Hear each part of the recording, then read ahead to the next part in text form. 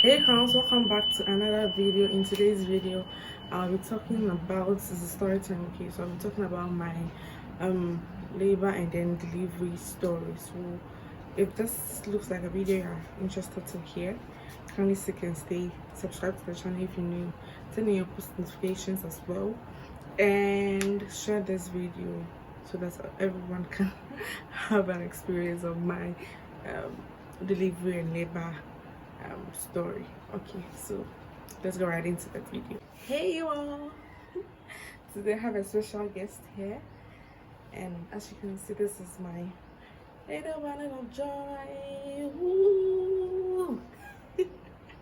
Okay, so she'll be featuring and will be coming in and off, and then as I tell you the story, but then I just pray she doesn't cry, because if she does, I have to put her down and continue the story again. So let's go. Where should I even start from? Okay, let me start from the day. Okay, I got pregnant for 9 months as usual. Okay, by God's grace, my due date was, they gave me my due date, which was I think 20th August. Hey, you hear yourself. 20th August was the due date, and then I learned the accurate due date is usually the one we take first, especially in the first month of pregnancy. Rather gives the accurate. They have a name they call it. Yes, so that was the date that I was working with. So I traveled. I came to Accra. My due date, I was going for the antenatal in a government hospital, because I was advised by my significant other and then some family members that if it's the first time here in Ghana, it's usually advisable to deliver in a government hospital. Yes, a government hospital, because if you go to the private and probably there's any complication, you definitely refer to the government hospitals, which are usually the bigger hospitals with like all the equipment. Yes, so I chose one government hospital close to me. Actually, the place is nice and all. I would recommend Achimota Hospital. Is a very nice. I wanted to blog, and then their services are top notch as well, and modern, a little modern. Yes, so it was very cool. I started going for the antenatal there till my due date. So I was visiting every month. When I got closer, I was visiting 2 weeks. Every 2 weeks, I had to go for the antenatal appointment. So yeah, fast forward. Usually I go on Thursdays, and like coincidentally, I had to deliver on Thursday. So this is baby yeah here. Okay, so after it was a Thursday. Actually, the whole thing started on the Thursday dawn. Getting close to my due date, I wasn't really having enough sleep. I thought it was due to the pregnancy and everything.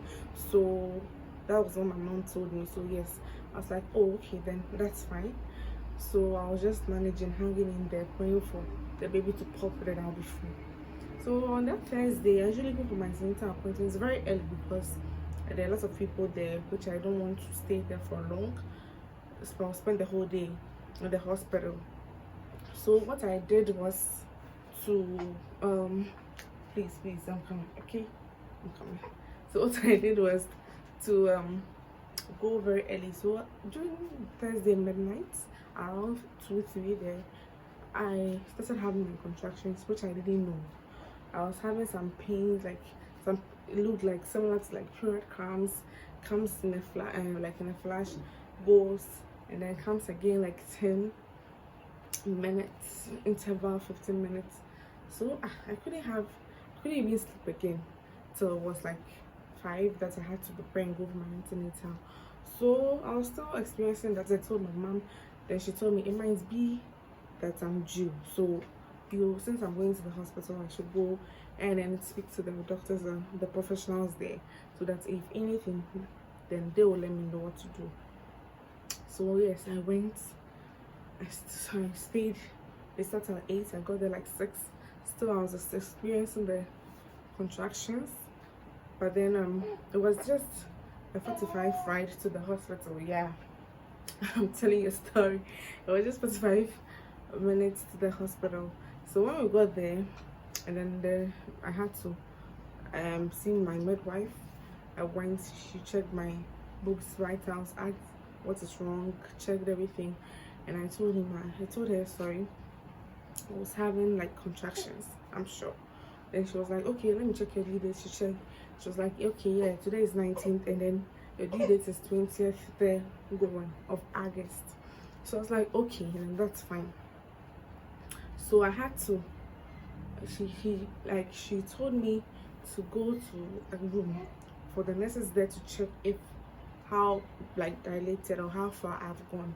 So the nurses checked, and then they told me I was 2 centimeters, yes, dilated. So one student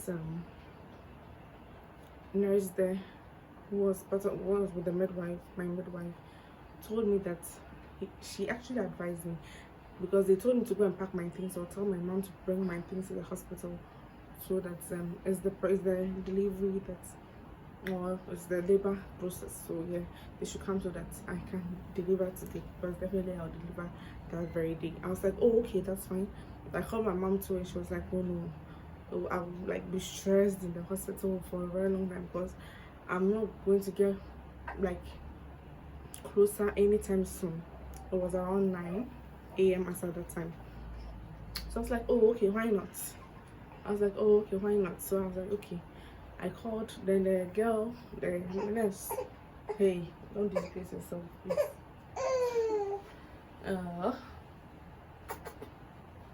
So I was like, okay, so then let me go. So I started in the car, the Uber, and I came home, still dilating, still feeling the contractions and everything.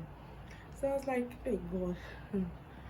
And the funny thing is, if the car like hits any pothole or any bump, then God, my abdomen, I'm like, I'll just, the pains will be more. Yes, so I was just controlling myself till I go home. I go home around 11. I bought some kinky and fish. I ate because I hadn't eaten the whole day. As I eating, my mom told me, okay, since I'm here, I should go and rest, go to my room after eating, so that I wait, because even the midwife, the student midwife told me I'll be able to deliver like around 3 p.m. for there. So I understood it and came home. When I came home and after eating, my little sister was I was still feeling the things. So she was trying to let me watch a couple of YouTube videos to take my mind off, but bro, it wasn't working. I was still feeling the pains, the contractions and everything. But I was managing. I'll sleep small. I'll get up and walk in the room small. I'll actually bend small. Like when I feel the pain, I grab something very hard so that when it releases them. So I stayed home till around 1 p.m., which I couldn't take anymore.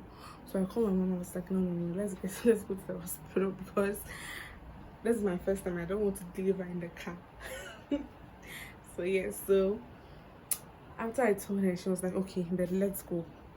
Then we sat in the car, packed our stuff, and then off we went.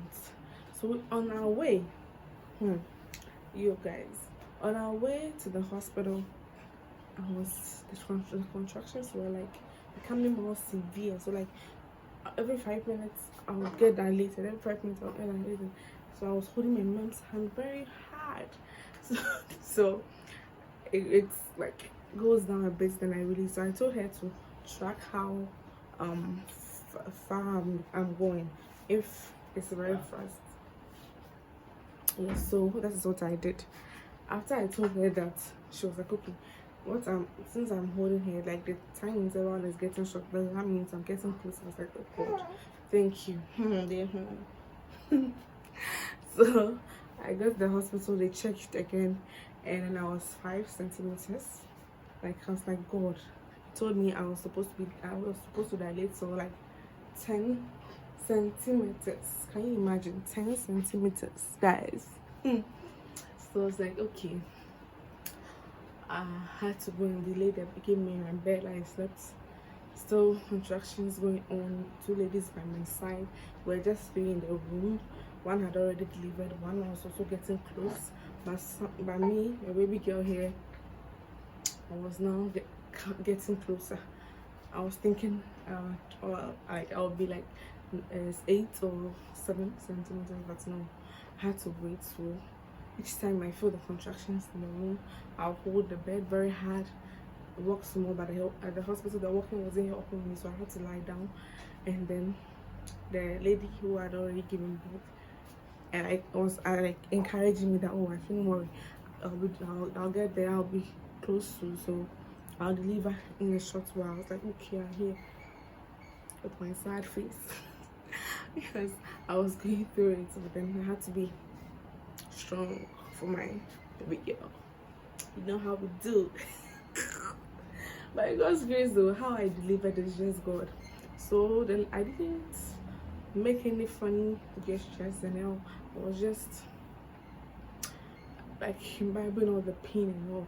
So when I felt the contractions were like they were coming back to back to back to back, like you all.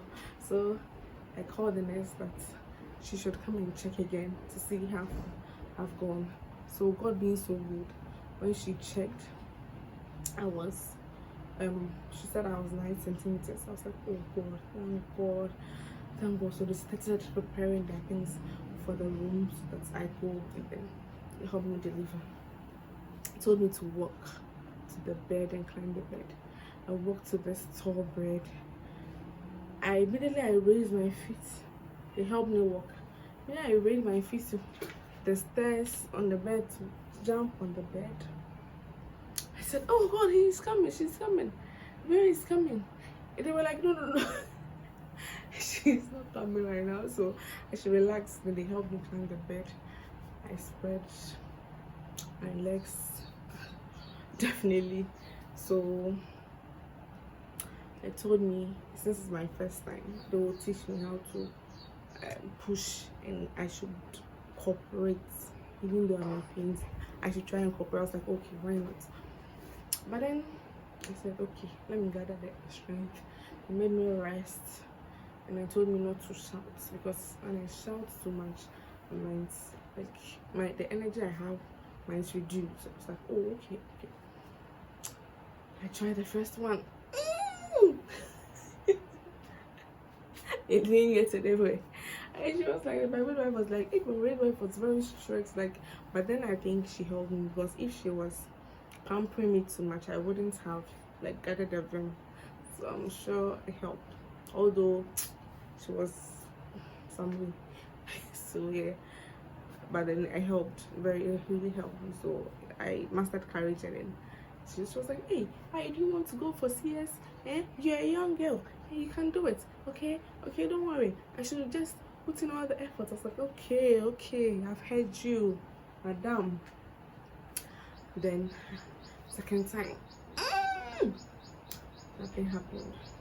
So because of the way she was talking, and the nurses, they were all over me. I don't know if they were using me for experiments. Like, I was like, okay, she should relax for me, okay? I begged, she should relax. It was my first time, so she should relax. She was like, okay, I've heard you. Then so it's like, okay, yes. Then she was screaming, and I should hurry up, otherwise she would take me to the theater if I want the C-section, blah blah blah blah blah, a lot of things. So the doctors in the theater room heard, and then they all came out. So like, oh, you're a young girl, you can do it, okay? Just relax. Oh, they came to encourage me. And one doctor, a female doctor, came to stand behind me, like I'm back, and she was like, okay, I'll help you. Okay, so do your best to push for the very last time, so that the baby can come and then you'll be free. I was like, okay. So she held the top of my belly and told me that I should like push very hard and not stop, because if I stop, the baby goes back, and not stop. I was like, okay, sure.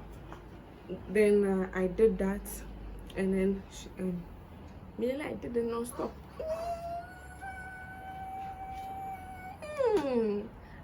And finally, baby girl came out,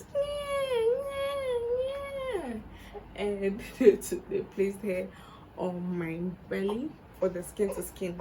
Hey, talking about your story. Okay, relax for the man then. Okay. So I was like, oh, okay. Then they were like, isn't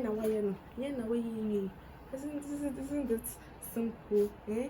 You made me talk and now look at you. I was like, And then they prepared the baby, cleaned hair up, and then also they told me, I'm not done. No, for me, I'm not done. I have to push the placenta out as well. I was like, oh, okay. But then they told me, oh, that one is not too difficult. I was like, why not? The main girl is out, so the rest, let's do it. Period. So I was like, okay. I pushed the placenta out. They cleaned my blood, myself, everything. Then I had to lie down for some time. Told me I got a little cut, so they would have to stitch me a bit. So they gave me some injections there, my butt and then I was stitched a bit. So they were like, oh, we've done well. They were clapping for me. Yay! I've done well. So I cleaned the baby up. The baby girl was sleeping already, and I had to go and sleep by her on the bed. Then so that we can both rest. So when we are all awake, then I try. They told me to also be putting my breast in her mouth, like breastfeeding her. Although she will also know how to, but then so she would also, because the more I put it in her mouth for her to start breastfeeding early, the more I produce my breast milk will produce. So yes, after that we stayed for the night, and then God being so good, I was able to breastfeed her at the hospital, and we were discharged the following day after being taught how to care for the child and everything. The doctors came. Oh, baby. Yes, so we were discharged. I slept over with my mom, and then the next day we came home safe and sound. So I really thank God. I'm using this opportunity to really thank God for granting me a very safe, and then good delivery. Yes, because not everyone had the chance to get what I had, the opportunity to even go through all those pain. Some people passed along the line, and then I thank him for strength. One thing I was praying to God during my pregnancy was to give me strength, and then to also give me a very painless delivery. Although I know it'll be painful, definitely I went through it, but then in the long run it was good. Yes, and then it was every pain was worth it. So yes, thanks so much for watching this far. If you watched to this far, you are the real MVP. Okay, so please subscribe to the channel, like this video if you enjoyed the story time, and kindly share. So this is the end result, baby girl right here. Yeah, so please share this video and